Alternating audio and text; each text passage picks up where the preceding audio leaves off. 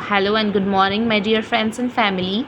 Today, in our series, we are gonna solve the first question, that is Pascal's triangle. We are actually going to follow the Striver SDE sheet for placement preparation. So, this is the question from Striver SDE sheet, and we are going to solve this on leetcode.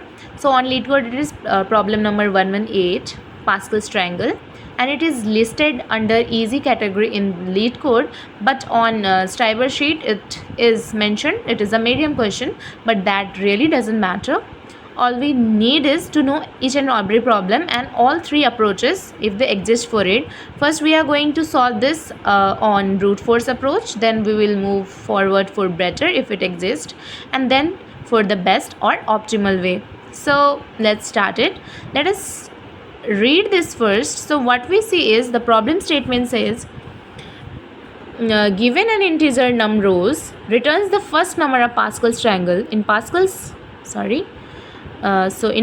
triangle, each number is the sum of two numbers directly above it, as so. So what we see is when we add these two numbers we get this, when we add these two numbers we get this, when we add these two numbers we get this, and what we say is the edge element is always 1. This is only you should keep in mind. Now let's move forward to the examples. Two examples are given, example 1 and example 2. So we will be solving this, understanding the example problem first, what the example says, then we'll be moving forward for the brute force approach and then further. Okay. So in input it is given the number of rows. So here are total 5 number of rows in the input, and output we are getting what? 1, then 1 1, then 1 2 1, then we have listed the example. Now what we will see, we'll go row by row. So in step 1 what we see, we'll see the first row, that is row 1. Now we will see that here is only one student. Okay, let's take them as a 1 student, 2 student, 3 student, so on. So what we are saying here, so top of the triangle, we'll place from top and then go downwards. Top of the triangle holds 1 student, so he holds what? 1. So we'll place it 1 here. Next what we see? We see row 2. So we will place row 2 holds 1 and 1. 2 students, 1 and 1. So we will place 1, 1. Again what we see? Row 3. We see 1 2 1. So what we will do? We'll place 1, 2 and 1. Again what we will do? Row 4. What we will do here? We will place 1 3 3 1 is there. So we will place 1, 3, 3 and 1. Again row 5.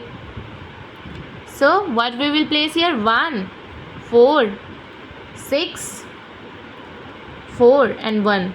Now from this what we will see is, first row has 1, nothing in addition.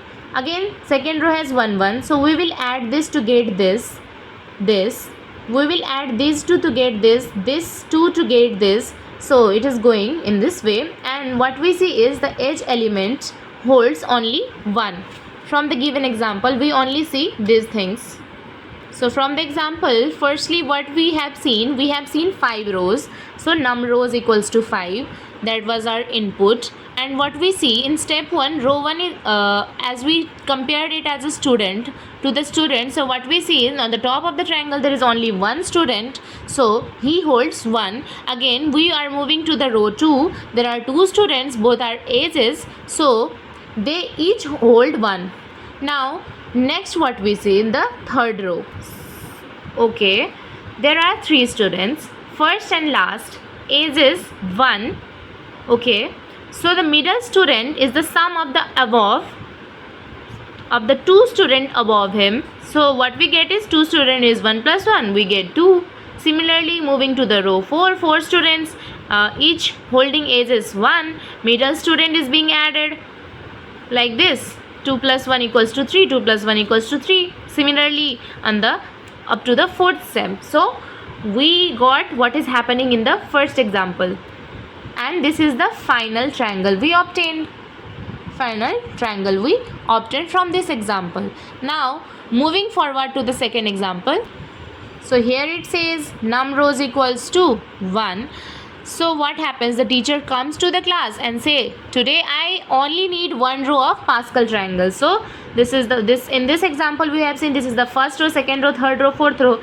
Now in the one student, two student, we compared it as students. So in the next class, what teacher did was he came and he just asked that today only I need one row of Pascal's triangle. So what is happening here? There is only one student standing in the very first row. Okay, as the problem statements output, this is the output. So and what we see is he is standing at the edge and he is the only one, so he must hold a card with the number 1 only. So from this, what we obtain as a final triangle?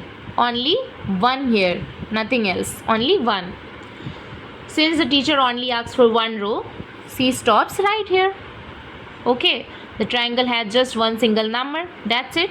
That's it for the example. I think you have understand the example. Now we will be completing the next brute force approach in the next part of the video.